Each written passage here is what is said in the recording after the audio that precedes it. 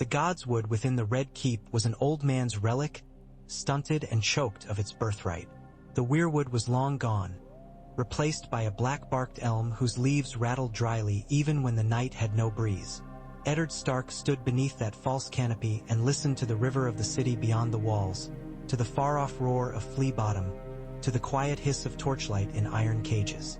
The air smelled of damp stone, grease smoke, and the faintest perfume of lemons carried by the winds from the king's solar. This was no Winterfell. This was a cruel facsimile of peace, a shrunken grove where prayers could not take root.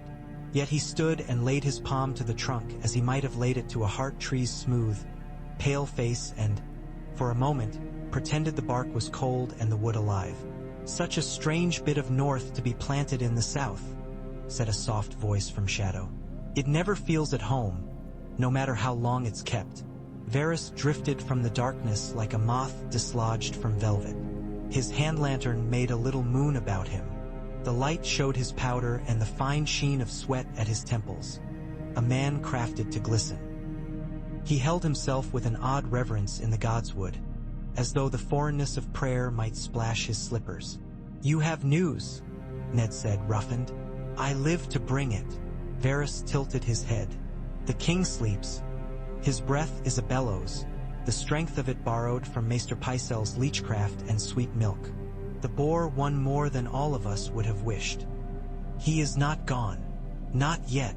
Varys's eyes, their trick was that they could be tender without ever losing calculation, rested on Ned's face. "I would not dare pretend to know your gods, my lord, nor the weight you place upon words spoken in a place such as this. But the city shifts beneath us, and the castle as well, and I fear to leave you to prayer." Ned rubbed his thumb over the rough trunk. He had been praying. The words had not come. The words he had were law, and law had no place among roots. "Say it plain." "Plain?" Varys smiled faintly. "Cersei Lannister moves. She has had Tommen taken to Rosby under cover of darkness. My little birds watched the boy grown tearful at being woken. Poor kitten. But her ladyship soothed him and promised lemon cakes when they arrive. The point of it is obvious. One son somewhere safe if the other finds the throne too hard to hold." Lord Renly whispers himself into a frenzy. He thinks the storm must break with him as its lightning. His knights have their horses saddled. Ser Loras rides the yards in the night. The city watch whispers too. Lord Janos will put them wherever the coin falls. And of course the small council is a tangle of ribbons. "Little finger," Ned said. "A ribbon with knives hidden in its folds." Varys shrugged. "Forgive me, my lord. We are none of us better than humors. And what do you want?" "Only to keep my skin." He shook his head before Ned could frown. "No, I am as full of lies as any courtier, and you know it. I want the city to be quiet when the king dies. There have been enough fires in my life. I am tired of smoke." He paused. "And there is something else. You have never been deft with knives in the dark, Lord Stark. You are a man who says, 'Here is my blade.' You lift it high and let the sun show the steel. Most men, seeing a blade, must think what it is to be cut. Cersei thinks to snatch at the blade and use it as a mirror." Ned looked at him. "Plain. Joffrey must be removed with the law's own hands," Varys said. "Lord Baelish will counsel cleverness and gold, and Renly will counsel swiftness and steel. If you choose either, there will be blood in the halls and the city will burn. If you choose law, there will be an hour of awe, and then, perhaps the realm will follow. I can bring you Grand Maester Pycelle's book of lineages tonight. I can put an honest Goldcloak's captain at the throne room doors in the morning, if he is paid and promised twice. I can deliver a quorum of the small council with their seals and rings. But I am fat and soft and better with words than steel. If the queen tears up the king's will and the Kingsguard take her side, you will be undone. You need a sword they will obey." He did not need to say the name. Before he did, Ned heard the stiff cadence of footsteps, the whisper of white wool. Barristan Selmy stepped from between the trees as if the darkness had grown a trunk and peeled itself from bark. Even at night his hair seemed white as sworn vows. He wore plain steel beneath his cloak, but he stood as he always stood, a tall tower given flesh. "My lord," the old knight said, dipping his chin. "Your grace." Ned almost laughed and then did not. "I am no grace, sire. If the king names you protector, then for a time you will hold what a grace holds," Barristan said, as simple as bread. "I am here because Varys told me you would not be ugly in a godswood." Varys produced a little sigh. "Even I would not be so crass as to profane every space with alarum." "Sire," Ned said. "He tells you plainly, as he tells me, that the king is dying?" "I know. I sat his bedside when he was brought in. I held his cup. I have done so before when his hunts ended with more wine than wise. But this wound is not wine. This is wild meat and boar tusk." He looked at Ned with eyes that had seen too many kings die the wrong way. "He will wish to do right before the stranger comes. He always has in the moments before rain. And you, sire, what do you wish?" Barristan's large hand flexed. Leather creaked. "When I was a squire, I rode to Duskendale in a white cloak and took a king from a dungeon. When I was a knight of the white, I stood and looked at another king and saw madness eating his eyes. I served both. I have sworn my oath. I will serve the king who is king. But there is a moment before a name holds, when another name might be spoken. If the law speaks that name, Lord Stark, and if you hold that law, I will stand with the law." He carefully did not say the name Stannis either. "Cersei will not bow to it," Ned said. "Nor Littlefinger, nor Janos Slint for long, if gold is set against gold." "Then the law must be given hands enough to make her bow," Barristan said.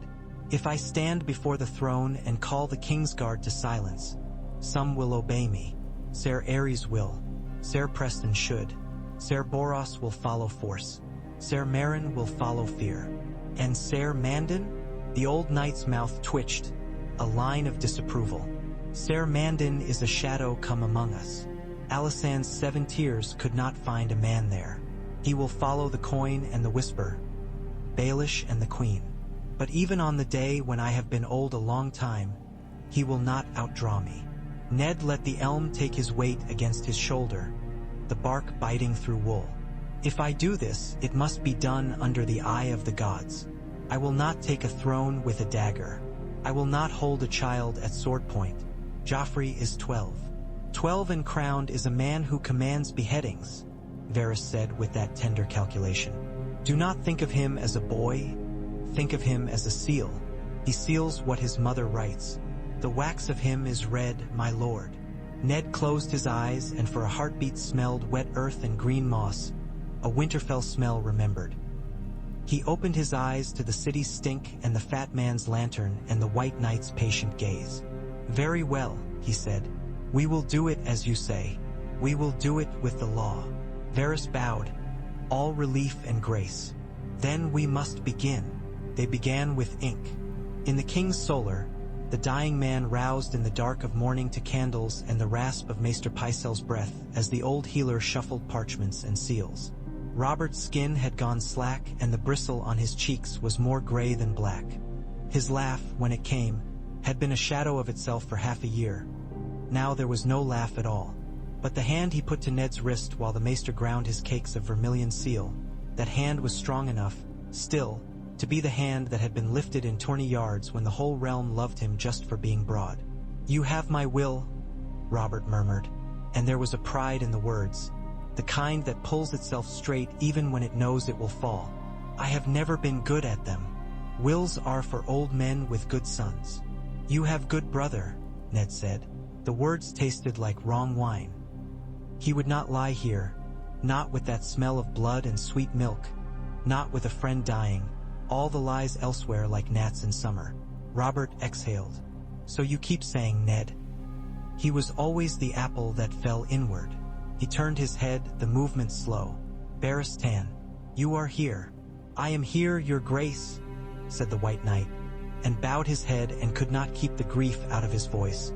"And you, Varys, have you brought your spiders to hold my coffin still?" Varys smiled with easy sorrow. "I have only light, your grace, to see that we all put our feet in the right places. The castle is very dark at night." Pycelle? Robert muttered, dismissing them with his breath. Right, old man. Right what I say. I'll do one last good thing. Ned, you have a better head than mine. Fix it if I say it crooked. He gathered himself, a boar's last charge. I, Robert Baratheon, by right of conquest, Lord of the Seven Kingdoms, Protector of the Realm, set down these words with my hand. I declare Eddard Stark to be Protector of the Realm to serve until... He paused, and the old mischief flickered in his eyes like a coal regained a moment of heat. Until the rightful heir comes of age. He had meant to say, my son. Ned knew, but Robert had not always been blind. Pycelle's quill rasped. When he had done, when the wax dripped and was pressed and the seal set for the king's rough signet and for the hands, Barristan took the roll in his gloved fingers and asked permission with his eyes. Robert nodded. The Lord Commander tied the black silk and slid the will into a leather tube and set the king's seal upon its mouth and kept it at his hip. Keep it, Robert said, voice gone ragged. Keep it safe. Keep them safe, Ned. Keep them all from burning. I am so tired. Ned took his hand and set it down gently. Rest. He will, Varys murmured when the chamber was still and there was only the wet sound of the king's breathing. The stranger comes when even kings have nothing left to give. He raised his lantern. If you will, my lords. They left the solar by a servant's stare that knew their weight from midnight trysts and guilty mornings. Varys did not lead them into the great hall or the tower of the hand. He took them, instead, into privy places where the castle's beating heart sent invisible blood. They crossed kitchens washing cauldrons in the night, a yard where men-at-arms in the stark colors took practice with staves so quietly even the rodents hushed to see it, and a narrow passage where a child with his head shaved clean watched them with lacquer-dark eyes. Your little birds, Ned said. My little birds. Varys nodded at the boy. He carried a note that was heavier than him, my lord. He did not drop it. He kept walking. We brace for the morrow. I will have a judge of the king's ba. He stopped himself, smiled. I will have the High Septon summoned to bear witness and bless the proceeding. The small council must be called by dawn with all the true and necessary forms. I will provide each man with a line to walk and a place to stand. Ser Barristan, the Kingsguard, will assemble, Barristan said. I will post Ser Aerys and Ser Preston at the throne room doors. Ser Meryn I would keep near the queen so that he may think himself important. His pride will hold him. Ser Boros should be made to hold a railing, something he cannot burn. Ser Mandon I will watch myself. You trust Aerys? Varys asked. He is young and proud, Barristan said. He still believe.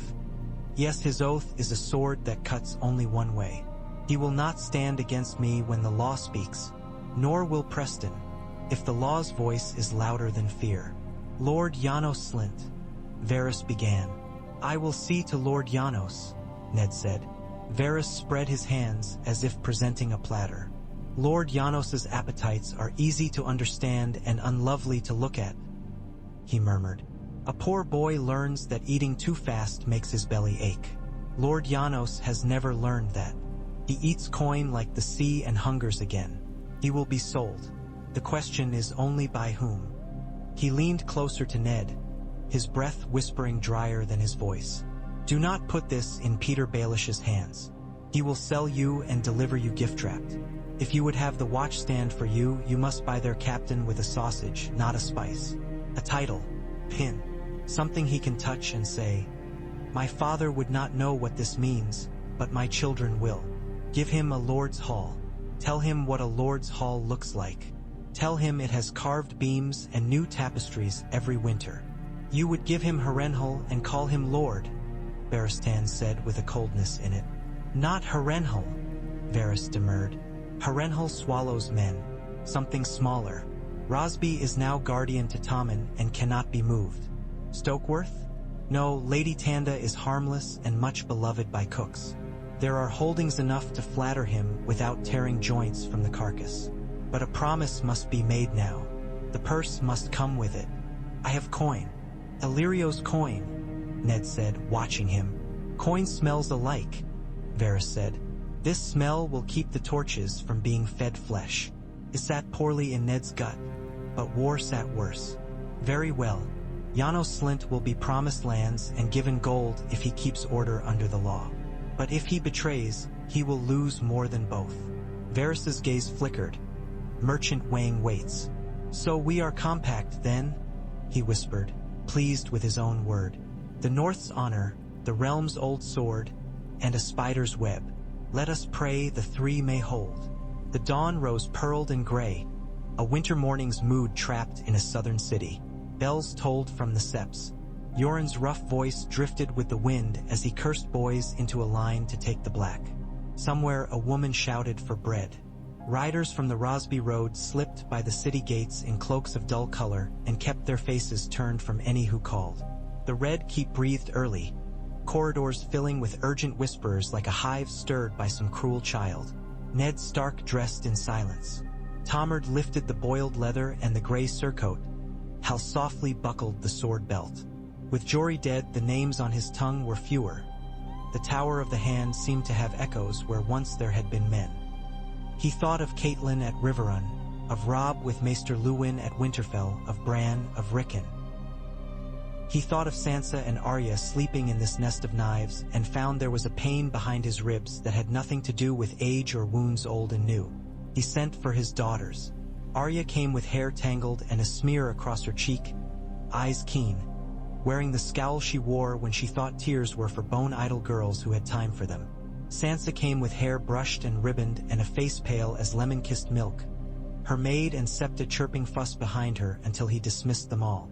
I will send you home, he told them. The words fell into their faces and made no sound. Home, Sansa breathed, as if it were a place she had read in a storybook and had mislaid. She was thinking of Joffrey. He could see it, the boy's fair hair like a bright thought in her eyes.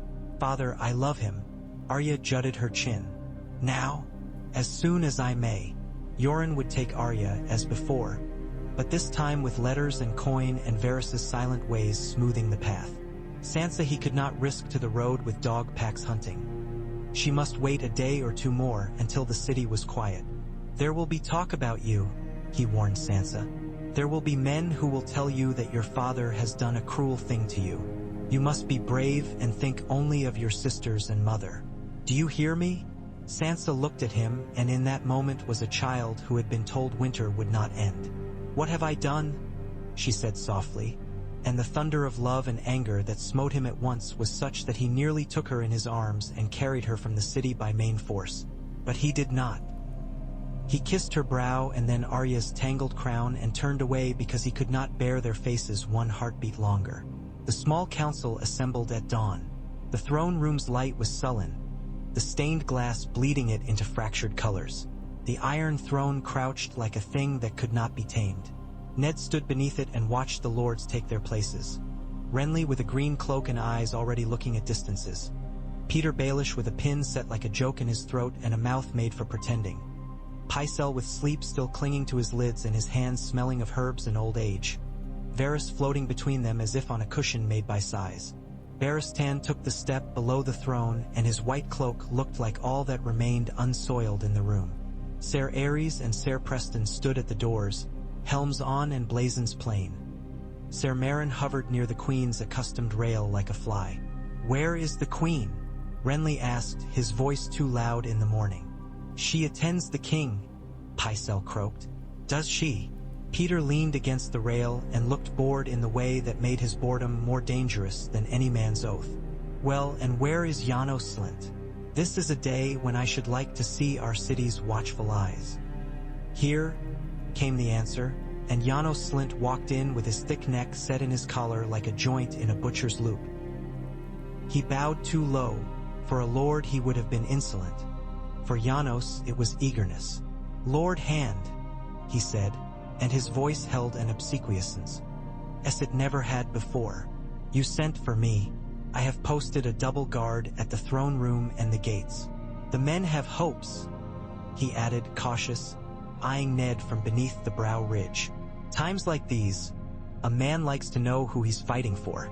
You hold the peace for the realm, Ned said, and you fight to keep blood off these floors. Janos nodded, reluctant at first and then with more vigor as he read that his show must be improved. Just so, Lord Hand. Aye.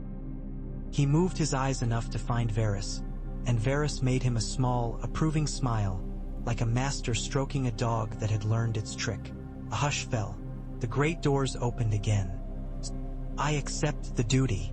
You usurp, Cersei's voice cut. I obey the king, Ned said. As do you. Renly's laugh was harsh and brief. Too much wine in a mouth early. The will says rightful heir, he said. Then let the realm argue forever what that means. Ned turned his head to look at him, and it was a weary look. There is no argument, he said. He looked down at the boy on the steps before the throne. There was a pit behind his ribs that had grown there when he found the entry in Pycelle's book that had been copied and recopied 100 times. Baratheons breed black. Baratheons breed black. Joffrey Baratheon is not the rightful heir of Robert Baratheon. He is the child of Cersei Lannister and her brother Jaime Lannister, born of incest and treason. He cannot be king. There are silences that become a sound louder than any a man can make. This was such a silence. Then, like an arrow let go, Peter Baelish's voice. The Lord Hand will forgive me if I suggest such claims require proof on a day less consecrated by grief. Varys's sigh was barely audible. The proof sits in every portrait of Storm's End, and in a master's book that our Grand Maester will produce if so commanded, and at the bench of a smith who has fed one of the king's bastards and may speak of him. He did not look at Littlefinger. He looked with pity at Joffrey, an actor's pity, careful, measured. Pycelle flapped and fussed. They are only books, he blustered, feeling the current, wishing he had chosen a friend with a stronger boat. I do not judge by the book alone, Ned said, his voice quiet. I judge by the king's words and by the truth we all have eyes to see. My duty is to the realm and the law. Cersei Lannister, you are charged with adultery, high treason, the murder of Jon Arryn by poison or conspiracy to poison, and the making of false issue. Joffrey is not to blame for the acts of his mother. He made himself see the child, not the knife that he might become. He shall be held under gentle guard until the rightful king makes his judgment. Cersei's lips smiled, but her eyes were knives. You will not hold my son. Barristan turned his head a fraction, and the white cloak moved like the ripple of the sea. Ser Ares, he said, his voice mild. Bring forward the guard of the city watch. Ser Ares Oakhart lifted his hand. The doors swung. Rank upon rank of goldcloaks stepped in, morning sun gleaming off their helms. But it was not the slick and oily flow of the day Ned had feared. It was disciplined, and the eyes they set upon Janos Slynt were calculating, fingers fidgeting with spear shafts in a way that said they had been given good coins and a good word. Janos Slynt swelled. He marched forward and stood below the dais. He looked at Ned, then at Varys, unconsciously as a man must glance at the hand that fed him, and then at Cersei. It is the command of the hand that peace is to be kept, milady, he wheezed. No blood before the throne. Cersei moved her head a fraction, and Ser Meryn stepped forward as if pushed. Seize Lord Stark, Cersei snapped. In the king's name. Barristan's sword left his scabbard like thought. It did not make a shining noise. It made the little sigh good steel makes when it leaves leather, a professional sound, the sound of a man coughing politely before speaking with results. He did not level it at Meryn. He set it between Meryn and the steps. Ser Meryn, he said, if you lift your blade against the Lord Protector in this hall, I will strike you. If you speak his blood on these stones, I will kill you. He looked at Boros Blunt. Ser Boros. The name was enough, eaten by a stare. The fat knight found his chin melting. His hand crept to his belt and then crept away. Ser Mandon stepped, white gem eyes empty. Barristan shifted. The two old men looked as though a wind might blow them down. They were more dangerous than any breeze. Ser Mandon, Barristan inquired, as if he spoke to a stone that had once been a man. What will you do? Mandon Moore did not show the tongue he might show if he were alive enough for such things. He stopped. He was a knife waiting for a hand that did not reach. Joffrey's face had gone blotched. I am the king, he cried with the red, oncoming hysteria. "I am the king. Kill them." He jerked the little sword at his hip free and waved it. His mother caught his wrist with a hand that barely moved and held him as if he were a foil at a feast to keep him from stabbing the tablecloth. "Your Grace," she murmured. She never took her eyes off Ned. "My son is the king. If you shame us in this hall, the Lannisters will cover the realm in steel." Ned held her gaze.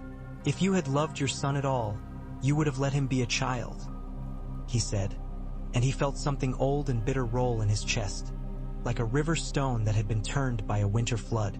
"Hear me. The City Watch will take you to apartments within the Red Keep. You will be treated with courtesy and afforded every comfort. You will have the Faith's visits, and you will be allowed to speak with your brother if he can be brought to court." He turned to the Goldcloaks. "No one will harm her. If blood is spilled, it will be paid for thrice."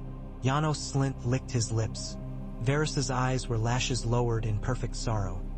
Peter's mouth smiled just enough to shift a corner but not enough to break. Renly's jaw worked. He was counting votes no one had cast yet. Pycelle blinked and blinked. Barristan let his sword reduce the space of the world to a point. "Take the prince," Ned said, and his voice was iron with winter. "Take him gently." The Goldcloaks came. Cersei tried in that moment, the queen always tried, but she had no more knights with her than the ones Barristan had made into statues. Ser Boros's sword scraped a half-inch and found itself again at home. Ser Meryn had an idea, a memory of what defiance could cost when the man before you had cut men in half more times than you had picked your teeth. The Lannister guards looked to their lady and saw no support. They were not paid to be the first to die for their mistress, not without orders given with a different spin to them. So they did not die. They stood as the watch moved around the queen and the boy. "Mother!" Joffrey shrieked. "Mother!" She held his face in her hands and kissed his brow once. A long kiss, and then stood still as the Goldcloaks eased him away. His bright clothes wrinkled for the first time that day. "Remember this?" she said to Ned very softly. "Remember my face, Ned Stark, when he is king after all. If the gods are just," Ned said, "there will be a king of Baratheon blood on that throne. Remember that." She laughed, and her laughter was as cold and bright as light on ice when the sun is cruel. "The gods are not just," she said, and let them take her away. When she was gone and the Goldcloaks had the prince between them and Ser Aerys and Ser Preston had the doors barred from outside, when the hall had exhaled and realized it had lived through something, Renly Baratheon said very clear, "You think you've saved us from a war. You have just begun 3. Then let them begin with words instead of dying," Ned said. "If you love the realm, help me read letters to a man who has never loved you." He did not look at Renly when he said it because there was no point in cruelty, and naming Stannis in front of this brother would have been cruelty. "We will send riders to Dragonstone at once," he said to Varys. "We will send one to Storm's End also," he added for fairness. The risk of fairness was him. He knew it. "Barristan, keep the guard. Ser Meryn and Ser Boros will be relieved of their watches." He looked at them until they looked away. "Maester Pycelle, I require the Book of Lineages, and your testimony." Pycelle bobbed and went, muttering apologies to no one in particular. Littlefinger drifted close as if to warm his hands at the day. "Such a morning," he drawled. "It is not often I see Ser Barristan move in this hall.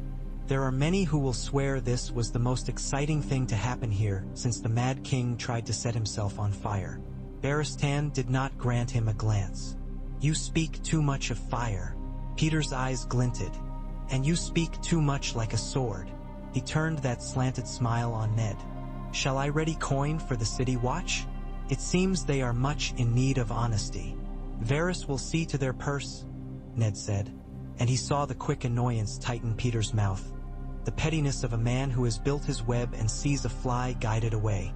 When they were alone enough to breathe, Varys said, "Well, the worst of it went as we might have wished. The bruise will show later. The queen will not stay in her rooms forever," Barristan said. "She will in my rooms," Ned said. "She will not remain unvisited.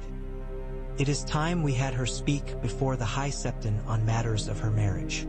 It may be time we had the faith see. Onsider the knot undone. You will make an enemy of half the realm, Varys murmured. The Lannisters will not forget either. I did not expect they would. Ned set his hand on the hilt of ice. The great sword was not at his side, but he could feel its memory. What must be done is not always chosen because it is comfortable. Have you sent a bird to Dragonstone? 3, Varys said. 1 to the Lord of Dragonstone. 1 to the Onion Knight, the man you would call Davos, a good hand for smuggling letters if he can smuggle onions. And 1 to a priestess with red eyes. He noted Ned's look. She has the Lord's ear. It would be poor craft not to tell her a story too. I do not like sorcery at my back, Ned said. Then keep it at your side, Varys replied mildly. If we must endure songs of fire, let us at least choose our verses. They did not sleep, any of them. The city could not settle. Joffrey's being removed did not make Flea Bottom less hungry. The lack of the Queen's presence did not make her women less keen to gossip. The Lannister household drew in on itself, murmurs passing like bats beneath eaves. The throne room was closed and guarded, but the marble floors still had the sense of a shout to them. Before noon, a rider in Martell colors gave the news to the Red Keep that a Lannister host had been seen near the Mummers' Ford. Before evening, a raven came from Riverrun that Jaime Lannister had clashed with the Tully levies. Ned read the letters in the hand solar, and his mouth felt like a wool cloth that had dried too stiff for use. It was not peace, but there were kinds of war, and this was a war fought with letters as much as with swords. The High Septon came lumbering with incense and attendants. He had the high-walled eyes of a man used to looking at failure and seeing in it a call for more prayer. Ned stood before him and spoke of vows and law. He did not mention love. Cersei sat, chains pretty as jewelry restraining her ankles and wrists, and said almost nothing, because she was wise enough to know that silence could become strength when a woman was judged by men. When she did speak, she used soft words. She used certain words, duty, protection, children, that sounded fine in the air. Ned smelled blood underneath them. Bring me the book, the High Septon said finally, weary already. Pycelle held it as if it weighed him down. The book was little more than names, like a river is little more than water. Ned tapped lines with a blunt finger and did not let hatred warm his knuckles. When a Baratheon marries a Lannister, their sons are black of hair, he said. When they marry a Tyrell, their daughters, he swallowed. He had no patience for patterns now. The king himself was black-haired as a crow, he went on. All his bastards we have found are black-haired. The prince is not. The High Septon looked at Cersei. Do you deny this? Will you swear before the Seven that you have never? Cersei smiled, with all her teeth showing very slightly. I will swear that I have never loved my husband, she said. Will that help your book? The hearing became argument. The argument became, in time, decision deferred. The High Septon would not call a decree without other lords present. He would not risk the faith's skin to the Lannisters' swords unless the justification was enough to show the gods' favor. Ned saw the man's fear plain and did not despise him for it. He had been born despising cowardice. He had learned, in King's Landing, that fear dressed as prudence sometimes wore the prettiest shoes. We will wait for Lord Stannis, the High Septon said, rubbing oil into his aching hands with the help of a novice. The rightful heir may judge as a king judges. The faith will bless what is lawful then. Cersei's eyes never left Ned's face. The smile upon her mouth did not falter as she was led back to her rooms. She had spent a lifetime learning that a smile could be a weapon. She would not discard it merely because it had failed once. Renly did not attend the hearing. He had gone from the city in the night with bright men behind him and bright banners folded cleverly beneath dark cloaks. The news came as a whisper and a certainty. Varys's birds had counted the horses, and the dust had been weighed by a man whose work was measuring grain. Peter Baelish was nowhere to be found when this was discussed. He was everywhere later when men asked where he had been. Varys brought Ned a sealed parchment with a hand on it that Ned knew too well. A crabbed soldier's letters, the words of a man who had been taught by monks with ash and a strap. Stannis had written back. He wrote that he was coming. Davos Seaworth through open shutters and smelled the wet rock of Dragonstone's breath. He had sailed into hotter ports and poorer ones. This was the smell of a place he would call honest if the stones could be honest. Stannis had read the letters. Melisandre had stood by him like a red candle. Stannis had burned the old gods from his halls, and yet he did not burn the law. Melisandre had placed a finger to the parchment. "The wolf sets snares," she had said. "Wolves hunt," Stannis replied, and sent for his fleet. They came under the banners of the fiery heart and the crowned stag. An uneasy marriage already. Black sails in the Blackwater Bay were like crows glutted on fruit. The city turned to look. It had always turned to look at power. It had watched dragons coil. It would watch any beast that came to feed. Ned stood with Barristan atop the city walls when Stannis' galleys rode the last length. He had not seen Stannis with love in his heart ever. He did not begin now, but he felt a certain relief that tasted like salt. Here was a man who would not smile at him and lie. Here was a man who would judge him without mercy, and that was a mercy of its own kind. The meeting between them was a cold thing. Stannis had eyes that seemed to be in pain at the very idea that other men existed. He had Melisandre, Rhee beside him and Davos behind him, and a dozen knights whose names the realm would know later, some for glory and some for the opposite. He had a jaw that looked carved and then left unpolished. He had, most of all, certainty. Ned had none. He had duty. He put duty like a stone between them and spoke across it. "The law says you are king," he said. "The will names me protector until you come. I have removed the boy who would sit there without right, and I have held the queen so that she cannot flee to her father. The city is yours to claim with words. If you can claim it with words, claim it now." Stannis' gaze was iron filings drawn to a magnet. "I will claim it with words and with swords if I must," he said. "Do you swear me fealty?" Ned felt the quiet anger that came to him when a man asked him to sign a thing he did not like to sign and knew he must sign it anyway. He kneeled. He had kneeled to boys and to monsters and to something like a friend. He could kneel to a man he did not like. "I, Eddard of House Stark." The words were not hard to say because he was used to saying a thing and then doing it. He swore. He rose. When he looked at Barristan, the old knight had a look of peace on him that he wore only when a thing was simple and clean. The moment passed. Stannis was proclaimed that evening in the great hall before the Iron Throne with the High Septon lifting both hands and chanting words half of which had been written when Aegon was warm in his cradle. The hall was full of bright watchers. Sansa stood in a gallery with a veil over her face and hands clenched. Arya was not there. Arya was already gone. A cut the city had not yet felt bleed. Ned had made her go with Yoren. He had not said goodbye because he had never been good at it and because she would not have let him. Cersei was not brought to see Stannis crowned. She heard the shouts in her rooms and smiled and told her woman to fetch wine from the Vale, the sweet kind with peaches in it. She had men in gold and crimson come and go, and words in their hands like wasps. She learned which of the gold cloaks would open a door and how many steps it was to the sea from the kitchens.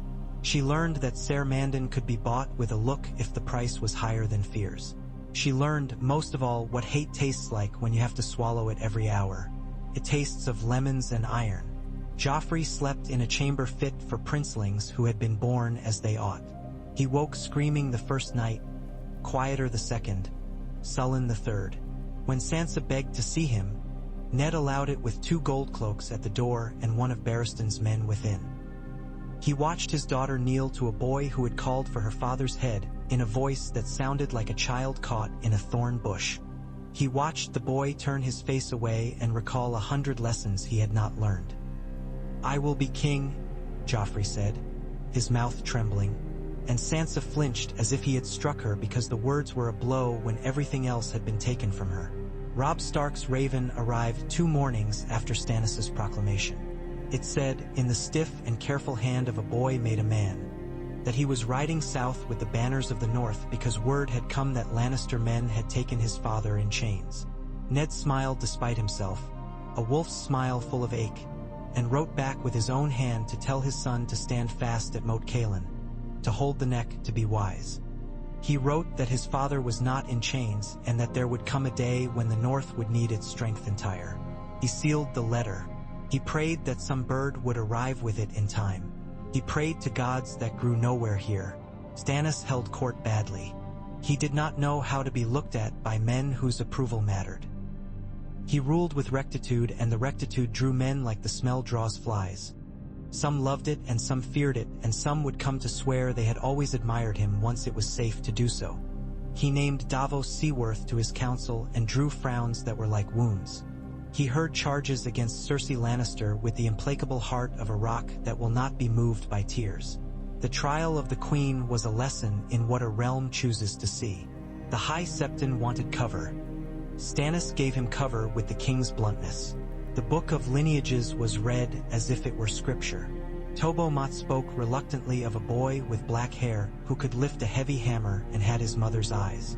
The mother of a baby girl named Bara wept until there were wrinkles at the sides of her mouth Ned had never noticed before.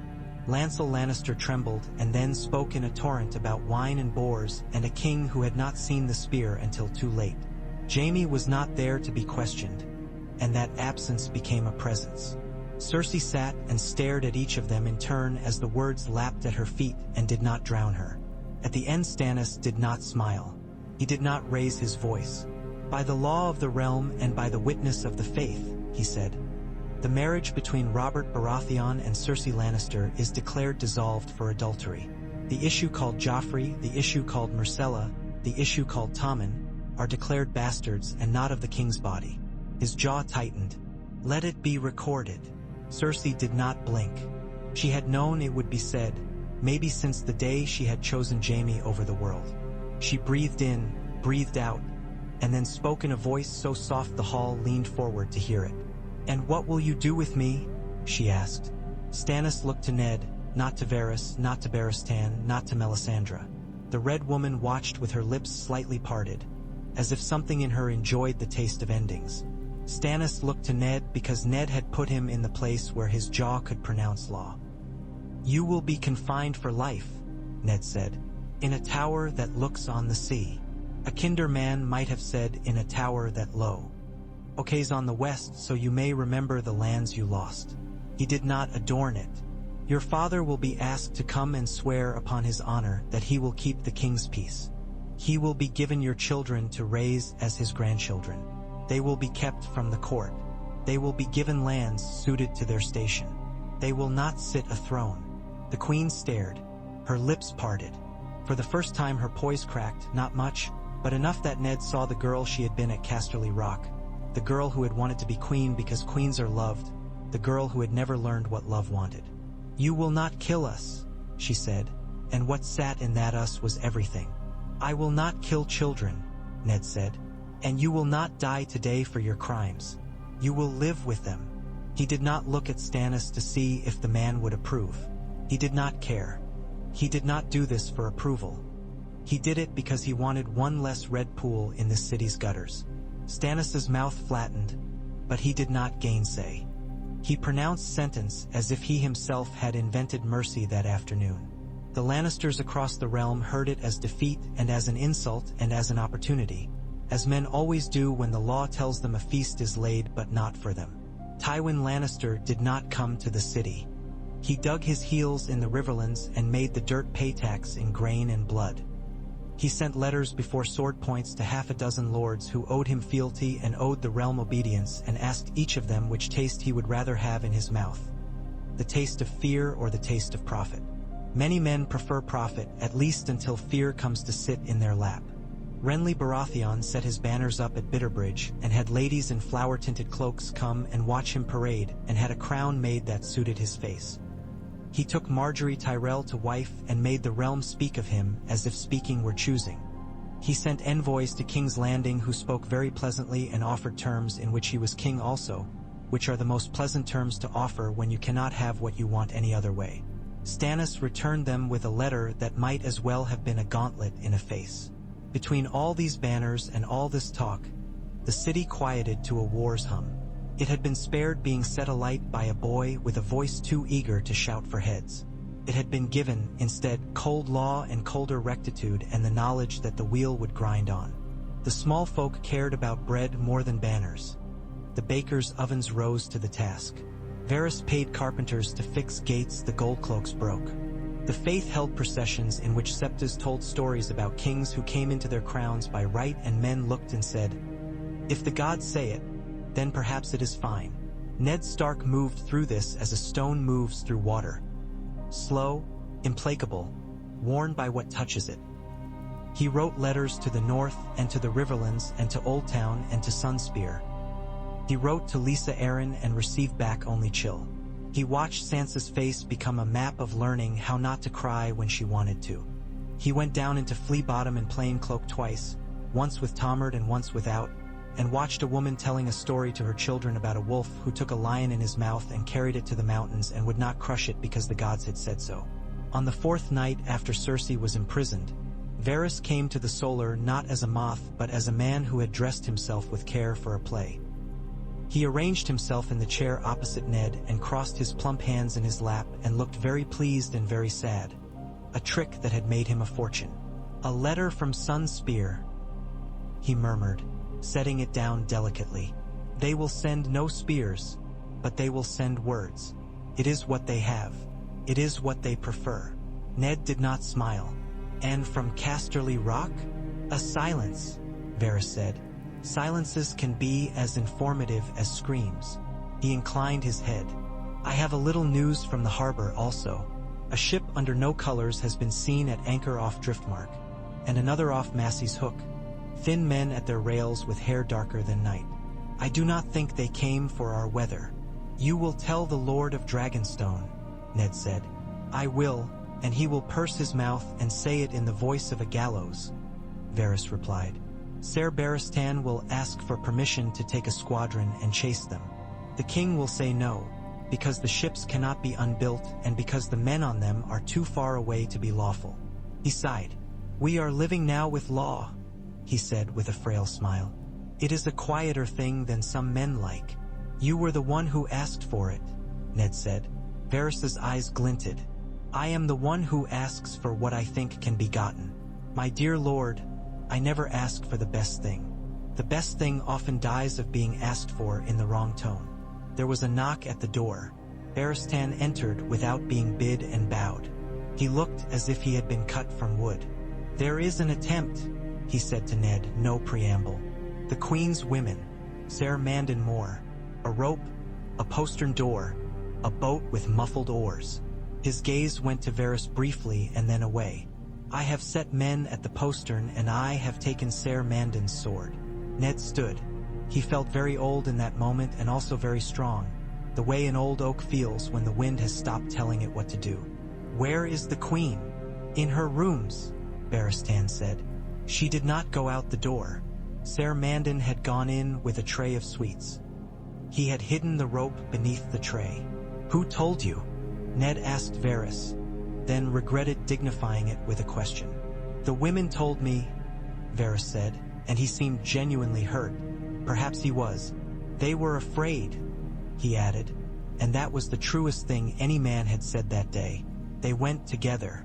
The Queen sat upon the edge of her bed and looked at them come in with satisfaction riding her face like a well-trained gelding. Behind her, the sea clattered itself against stone. The window was open. Her hair had been unbound and fell in gold like wheat. She had a small knife on the table beside her. It was not for them.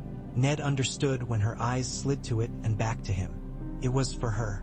"Ser Mandon is a fool," she said with mild interest. "I had thought his profession made him one who could hide a rope. It appears it only makes him quiet." "I have relieved him of his duties," Barristan said.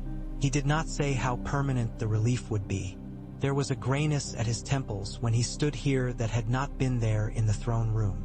Cersei's gaze slid past him as if he were truly a piece of furniture. "So, will you lock me in a room with no window next? Will you shroud me like a corpse while I breathe? Will you send me to take the veil at a silent isle? I will not go. I will go into the sea before I go to your pretty prison, Stark." "Then we will make the window small," Ned said, and it was not a kindness. He did not want to become a man who measured windows. He did not want to fold life into that shape. "The realm cannot afford you dead." Her eyes flashed. "The realm could not afford the truth," she said. "You have given it to them. Enjoy the cost." When they left, Barristan's voice was very low. "She will try again. And again," Ned said. "She will try until trying is all she has." He did not sleep that night either. He stood at the window and watched the moon ride angry clouds. He thought of a boy with black hair working a heavy hammer at a forge in the city's warrens. He thought of a girl with a wolf's eyes riding north with a man who stank of sour wine and good intentions. He thought of the other girl, the one who had not yet learned that the words in songs are not binding on the world. On the 9th day after Stannis' arrival, Littlefinger came to him in the Tower of the Hand as if this were all a tedious play that had run beyond its scheduled hour. He had a look of suffering charm hung upon him like a cloak. "I have received an invitation," he said idly, flicking his eyes over Ned's desk as if expecting to find a wrapped sweet there for boys cleverer with words than with steel. "From Lady Lisa. She asks me to come to the Eyrie to sit beside her and remind her how to laugh." "It will be a long climb," Ned said. Peter smiled. "It often is." He moved closer and dropped the smile for a heartbeat. It was as startling as it was rare. "You have cut away a great deal of my net, Lord Stark," he murmured. "I am not sure if I hate you for doing it with such honesty or admire you for being too simple to know you were doing it." "I am not simple," Ned said. "No." Peter's eyes were coins turned in a hand. "You are difficult. It is a different thing."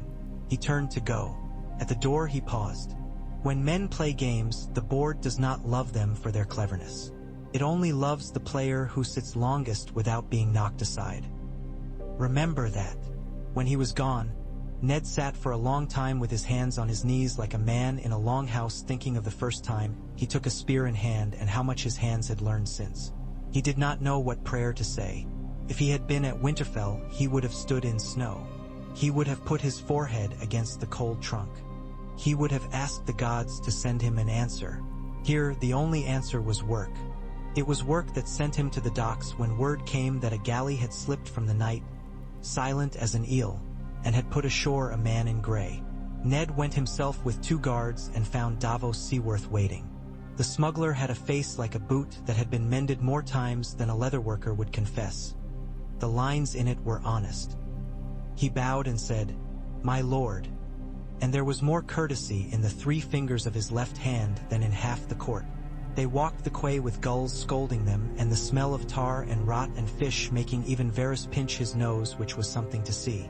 Davos spoke of Stannis as a man speaks of his dinghy in a storm, with a resigned pride and the knowledge that even good men are made of wood and pitch and break. He spoke of Melisandre without contempt. He spoke of fear with simplicity. "He is the king," Davos said, and it was not worship, it was acceptance. "He will do what kings do, and he will do it as he knows how." "He will send me north to raise men," Ned said dryly, thinking of Robb's letter. Davos turned his head. "He will ask you. The thing about men like him, my lord, is that they ask as if it were a demand and then look disappointed when it feels like one. He knows you will do it because it is right. He knows it is right because he says it is. That is how his mind goes." Ned found himself almost smiling. "You do not flatter your king." "I don't know how," Davos said simply, and looked down at his hand as if he had just remembered the things it lacked. "I bring him truth. He pays me with trust. It is dear coin." Soon enough that coin was spent. Stannis summoned Ned, and the sum of it was this: the realm must answer the Lannister threat in the Riverlands, and the North must hold the neck and keep Greyjoys from mischief because Greyjoys loved mischief the way flies love fruit. Ned was asked to return north with the king's grace and raise his banners. He agreed. He would have agreed even if no king asked. He owed his father's bones and the bones of all the old kings that had kept the winters from turning men to bones only. He would go north and Stannis would stay and rule, and the 2 of them would hold the realm between their hands like a thing that might crack if either hand failed. He went to Sansa to tell her they were leaving. She looked at him and did not believe him. "Joff," she began, stopped, and bit the word in half with a wince like she had bitten her own tongue. "The prince," she tried. "Will he?" "He will go into the west," Ned said. "He will be made comfortable. He will not sit the throne. That will be the end of it for him." "It will not," Sansa said, surprising them both with the steel in the words. "He will sit a throne in his mind forever." Ned totted her shoulder. "So will you not, daughter?" He did not ask what throne she had dreamed of. He did not blame her for dreaming. He had dreamed of a peaceful Winterfell once when he had marched south to fight for Robert's crown. He had thought to return in a month. He had returned a man with a sword that had cut men he had not had time to remember. He had stood on the battlements and felt Winterfell's wind and known that nothing would be as it had been. They left the city beneath banners that felt heavier to bear than in other years. Stannis stood to see them off and did not embrace. He offered the Northern Lord a letter sealed in black and gold. "This says you go with the king's leave," he said. "If someone stops you along the road, show it to them and let them decide if they want to deny the king." "We will meet again," Ned said, because he believed it. He believed it because he had decided it would be so. He did not look back at the Red Keep because he had learned not to look back when leaving a place where people called it sin to hope. Varys came with them as far as the city gate in a litter. He stuck his head out as if he were a child, which almost made Ned like him. "You will write," he said, as if they had been lovers parted by the river. "You will tell me how snow looks this year. I have almost forgotten." "It looks as it always has," Ned said. "But I will tell you." He held the eunuch's gaze because there are men you must let see that you see them.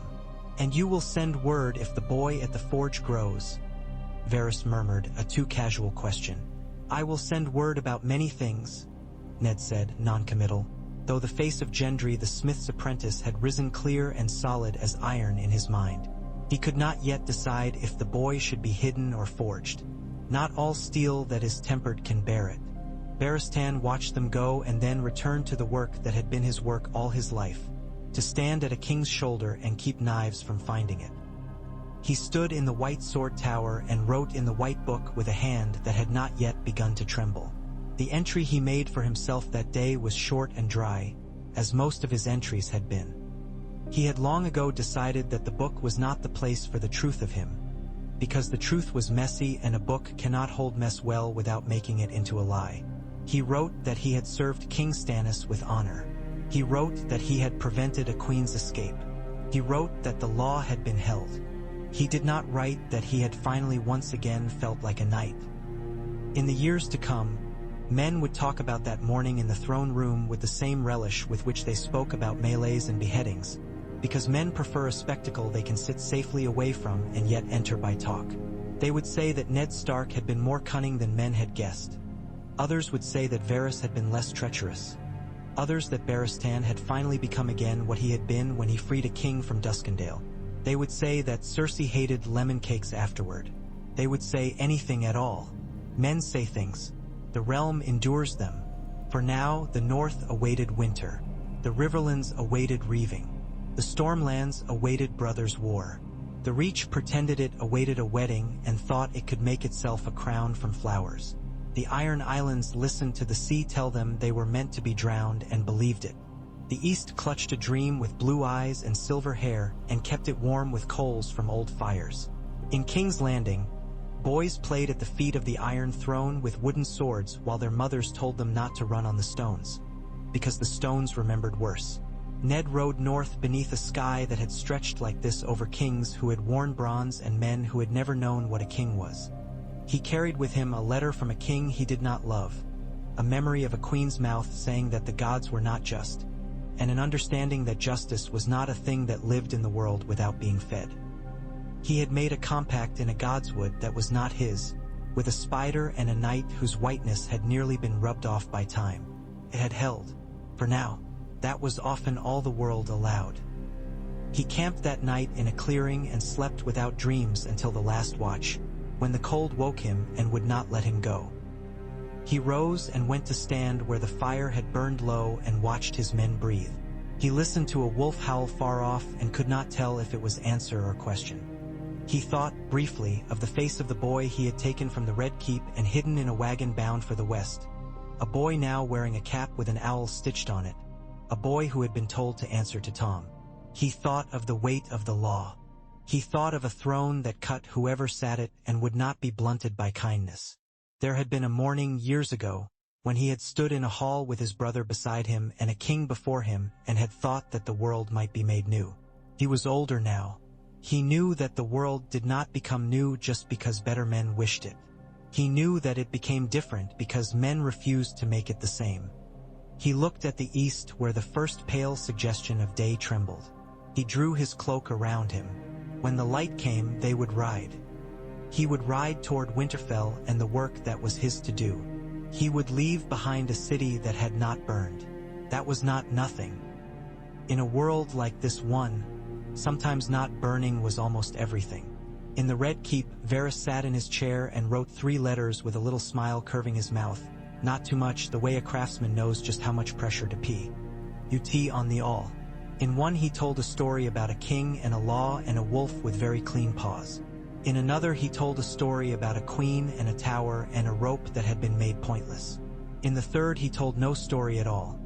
He only wrote a ship's name on a piece of paper and folded it into a crease so tight that when he placed it into a hollow wall, the crack in the stone swallowed it and there was only stone again. Barristan Selmy went down to the yard and took up a blunted sword to show a boy how to hold his feet. He had taught 1,000 boys. He would teach 1,000 more. The boy winced when the old knight rapped his knuckles. Feet, Barristan said. A sword is nothing without feet. Cersei Lannister lay upon her bed and did not sleep. She did not drink the wine with peaches. She watched the windows square and counted her breaths. She let herself cry once and then remembered and did not again. She did not think of the realm. She did not think of the law. She thought of a man with golden hair who was not here and of a boy with a high voice who had been taken. And she thought of a rock by the sea where a lion had carved a den in the stone and had never thought anyone would dare come into it and tell it that it must be quiet now. She smiled, and in the dark the smile had teeth. Stannis Baratheon signed 3 warrants and refused 2 bribes and read 6 petitions aloud to himself so that he could hear how they sounded and whether the law or pride was speaking in them. He lit no candles before the Red God. He did not kneel. He said nothing to the woman in red, who watched him with a look that might have been hunger, and might have been respect, and might have been neither. He was not a man to guess at others. He did his sums. Ned, riding north into a wind that remembered every leaf that had fallen and was counting them, could not hear any of their breaths. He could hear only the horses and the road and, in his heart, a beat that was older than all of them and would outlast most. Winter, and the work that must be done before it came. He thought of a godswood with a false tree and a lantern shaking on a eunuch's wrist. He thought of a white cloak stirring. He thought of the way law had found its voice that morning and had spoken. It was not a voice like thunder. It was not lightning. It was something steadier. It was a thing a man could build a life on if he did not mind how long it took, and if he did not expect anyone to love him for it beyond his children and his dead. It was enough. For now, the day would be what it was. The world would be what men made it with the hands they had. He set his heels to his horse and rode toward what he would be responsible for, and behind him the city, for once, did not burn.